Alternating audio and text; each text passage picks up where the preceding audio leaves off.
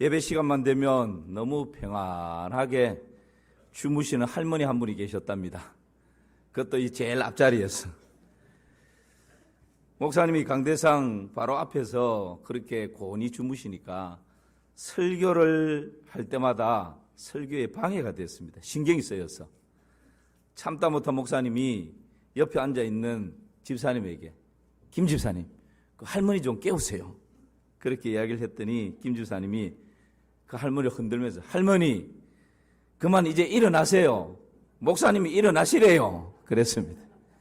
그랬더니 할머니가 눈을 비비면서, 잠은 누가 재워놓고 남 보고 깨우래.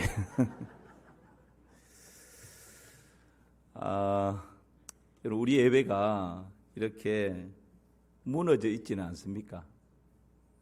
예배 드린다고 주일날 되면 주섬주섬 챙겨서 예배 자리에 나오고 있긴 하지만, 또 예배 자리에 앉아 있기는 하지만, 이 한 시간을 졸음과 싸우고 출장 가 있는 이 생각과 싸우고 피곤하고 지쳐 있는 이 육신과 싸우느라고 정작 예배의 주인공이시고 예배를 받으시기를 기뻐하시는 하나님과는 전혀 상관없이 혹 우리의 예배가 언제인가부터 이렇게 완전 무너져 버린 그런 예배를 겨우 신랄 하나 붙들고 있는 그런 분들은 없습니까?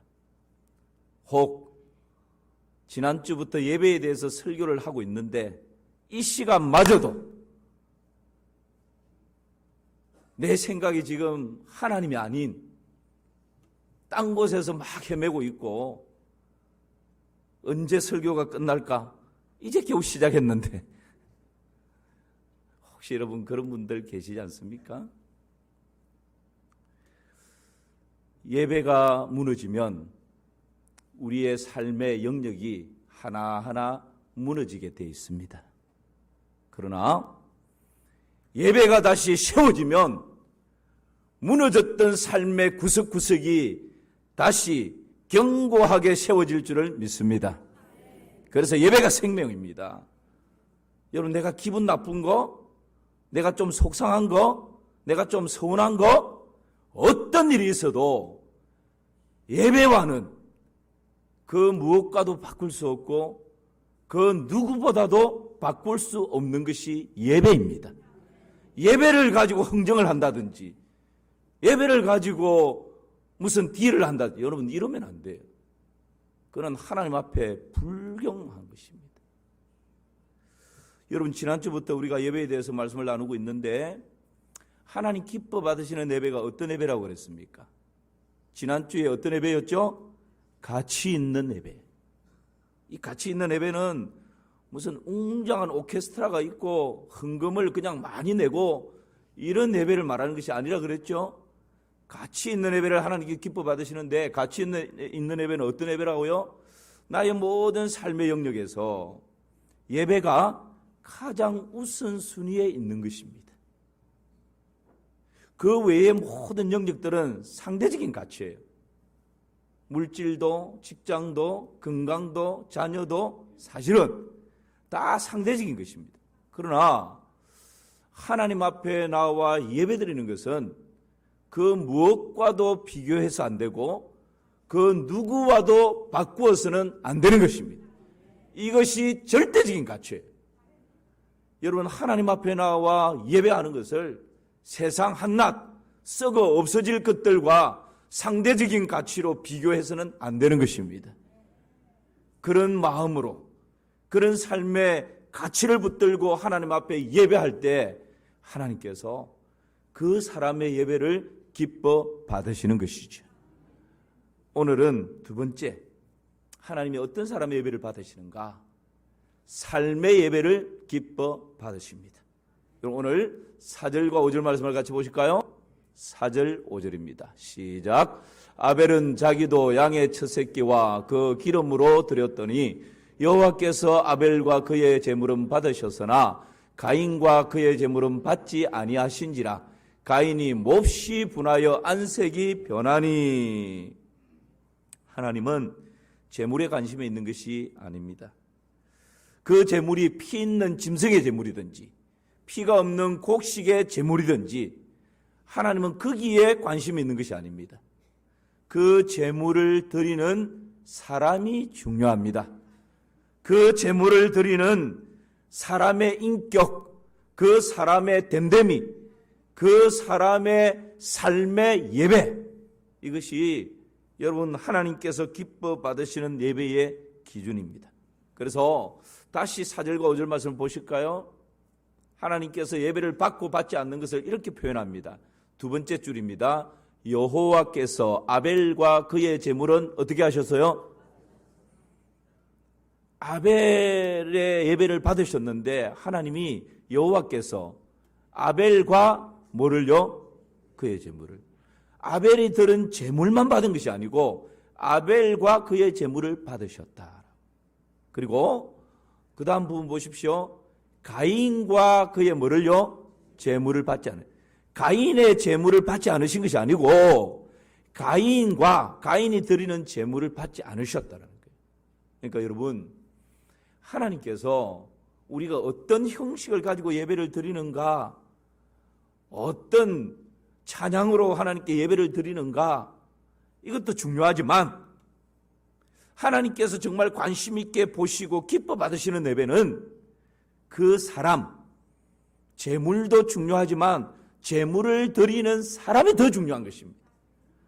지금 우리가 이렇게 함께 모여서 예배 드리는 것도 중요하지만 예배 드리는 여러분 한 사람 한 사람에게 하나님께서 더 깊은 관심을 가지고 계시는 거예요. 그래서 하나님께서 아벨과 그의 제물을 받으시고 가인과 그의 제물은 받지 않으셨다라고 말씀하고 있는 것입니다.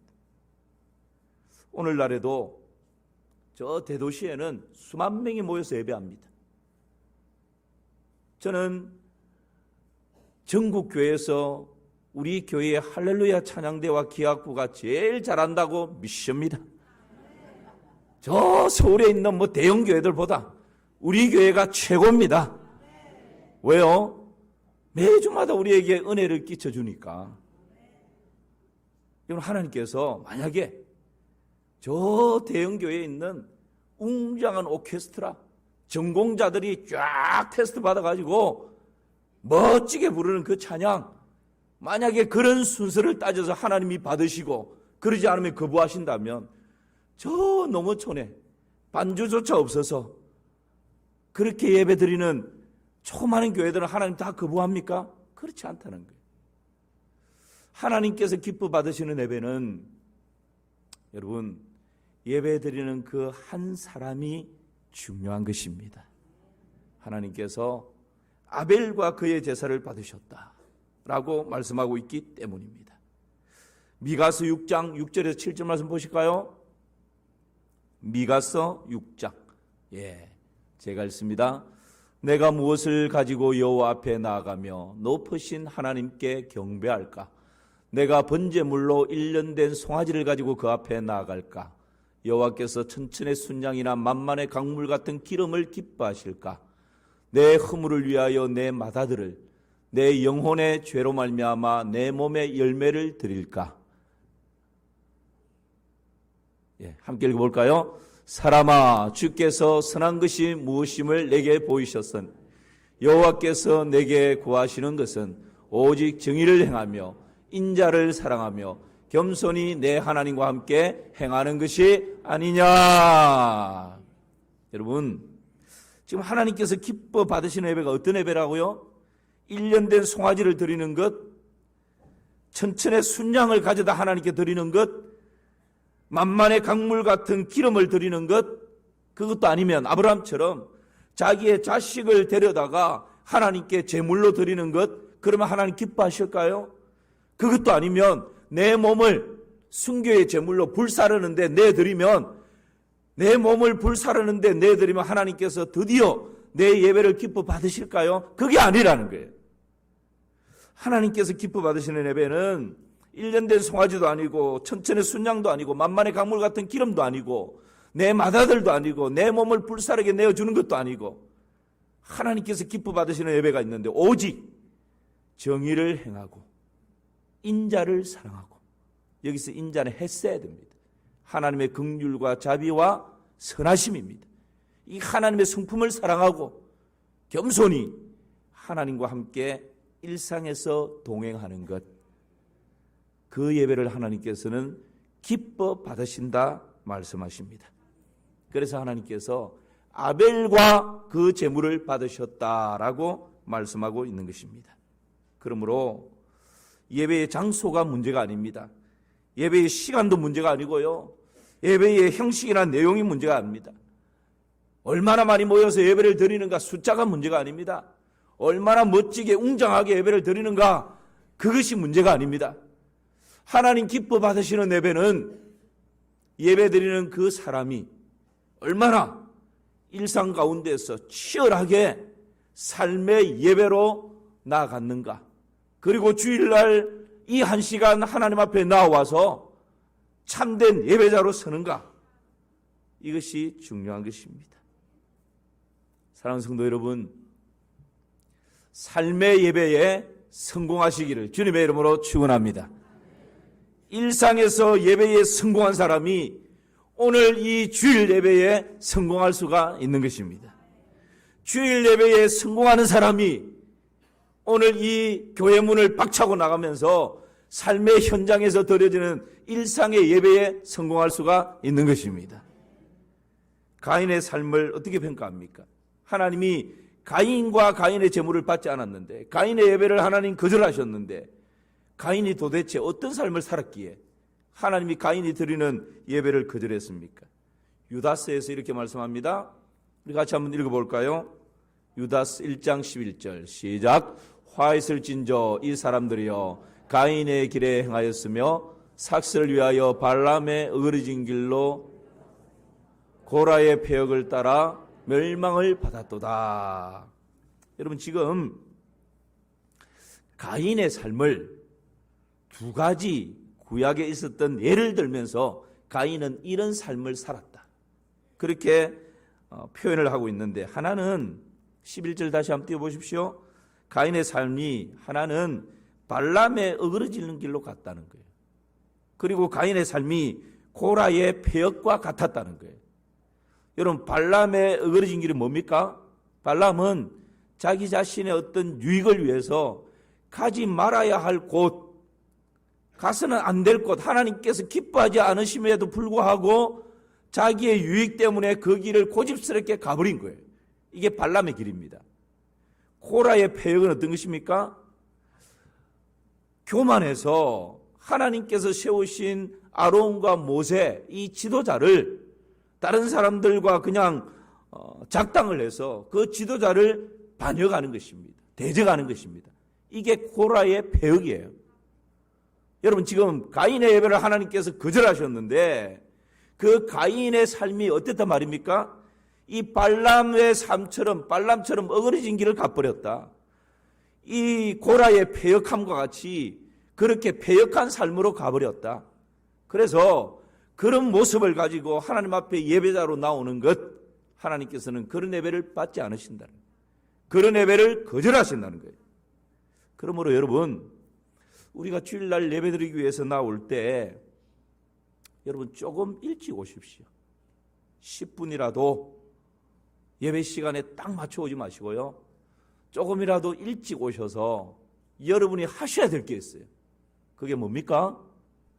한 주간 내 삶 가운데 혹 발람의 어그러진 길을 간 적은 없었는지, 고라의 폐역한 삶은 없었는지, 여러분 한 주간 내 삶을 돌아보면서 하나님 앞에 내려놓아야 할 것 내려놓고 씻어야 할 것 씻고 회개해야 할 영역들을 하나하나 하나님 앞에 회개하는 거예요.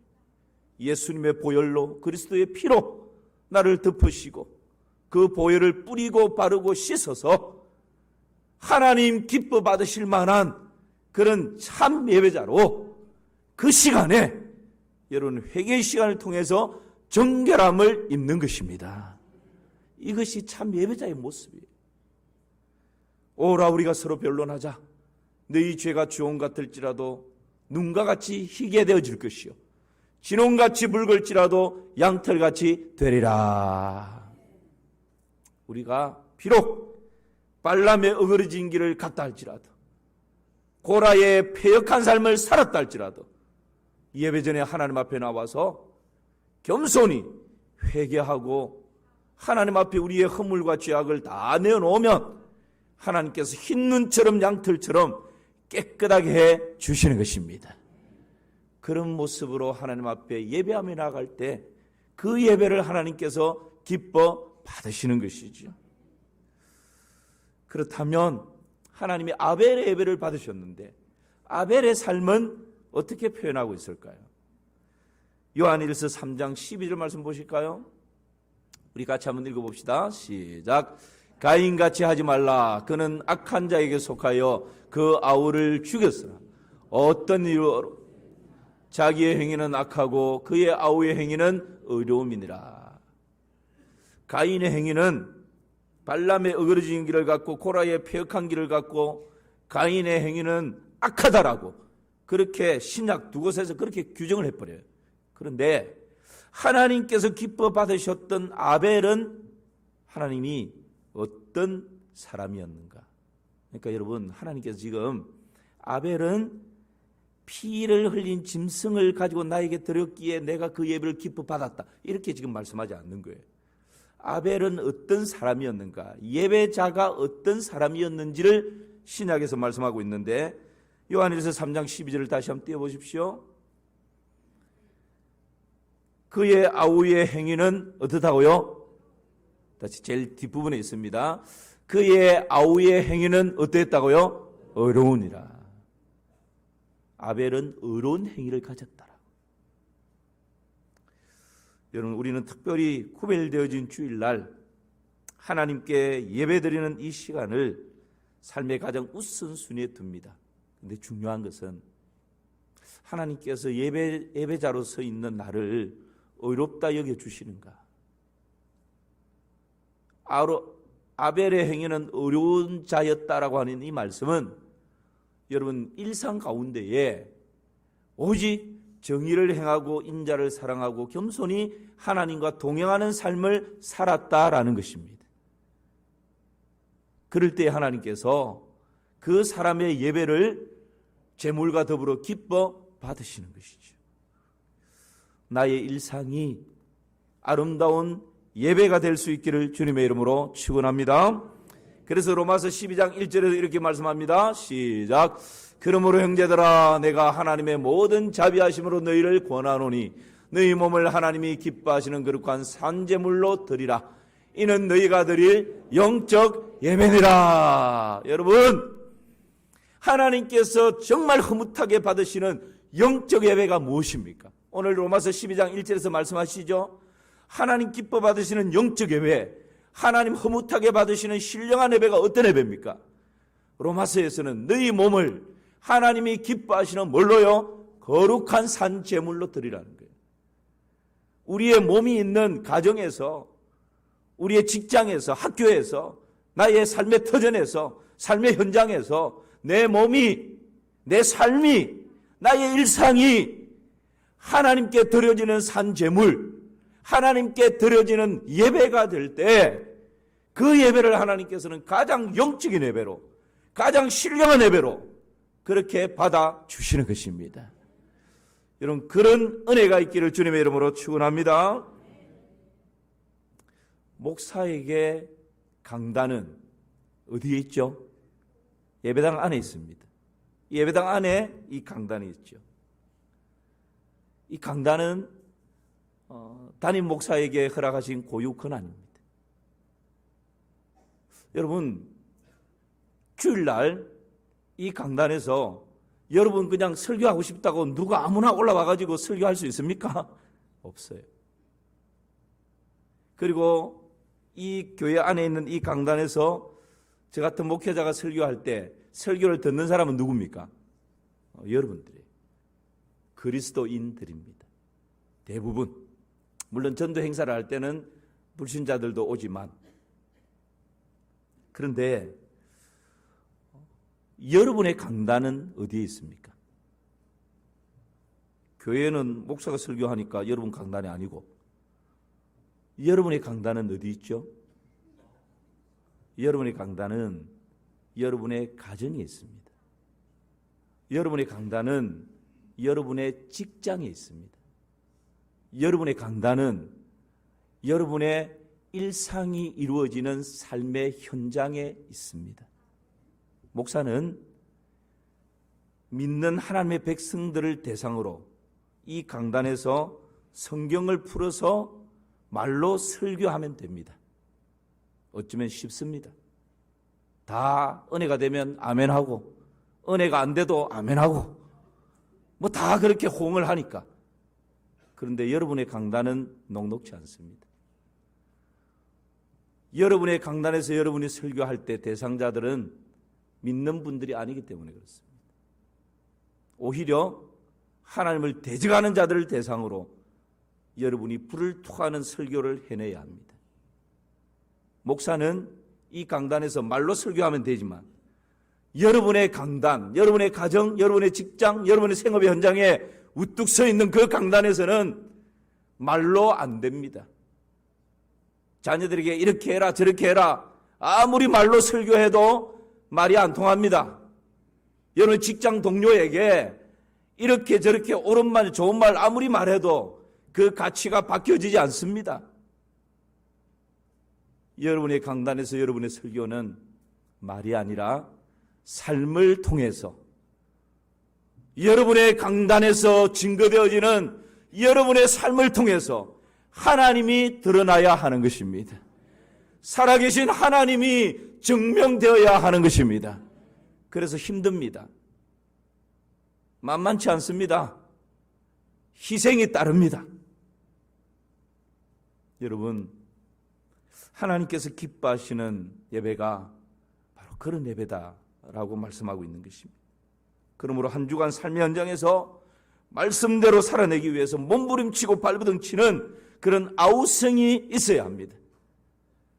직장 안에서 하나님의 말씀을 꽃피우기 위해서 때로는 손해보고 조롱당하고 찢기고 상한 마음을 가지고 주일날 하나님 앞에 와서 엉엉 울 수 있는 여러분 그런 외로운 마음, 고독한 마음, 이런 목마름이 있어야 하는 것입니다. 때로는 예수 그리스도 그 이름 때문에 물질의 손해도 보고 자존심도 상하고 왕따도 당해보고 원통함과 억울함과 외로운 가슴을 부둥켜 안고 하나님, 그런 굶주림과 목마름으로 하나님 앞에 나오는 그런 예배의 굶주림이 있어야 하는 것입니다. 때로는 실패한 한 주간의 삶으로 도저히 하나님 앞에 고개를 들 수 없는, 그래서 하나님 앞에 예배자로 나오는 것조차 부끄러워서 얼굴이 떳떳해지는, 그럼에도 불구하고 하나님만이 소망이시기에 하나님, 내 모습 이대로 하나님 앞에 왔습니다. 천부여 의지없어서 손들고 옵니다. 주 나를 박대하시면 나 어디 가리까. 여러분 그런 마음으로 하나님 앞에 나와 겸손한 예배자로 설 때에 그때 여러분 그 사람의 예배를 하나님께서 기뻐 받으시는 것입니다. 그러므로 삶의 예배가 있을 때 주일 예배를 통해 씻기시고 싸매시고 치유하시는 하나님의 은혜를 경험할 수 있는 줄을 믿습니다. 삶의 예배가 살아있을 때 여러분 이 주일 예배를 통해서 강력한 성령의 임재를 경험하게 되는 것입니다. 삶의 예배가 있을 때 여러분 이 주일 예배를 통해서 하나님의 생생한 음성을 듣게 되는 것입니다. 삶의 예배가 있을 때 이 주일 예배를 통해서 또 새로운 한 주간 살아갈 수 있는 힘을 얻고 능력을 얻고 지혜를 얻고 소망을 붙들고 이 예배당문을 박차고 나갈 수 있는 것입니다. 사랑하는 성도 여러분, 우리의 일상을 하나님을 선포하고 하나님의 살아계심을 드러내는 신령한 강단으로 바꾸어버리는 그런 은혜가 있기를 주님의 이름으로 축원합니다. 축원합니다. 한 주간 그렇게 승리하십시다.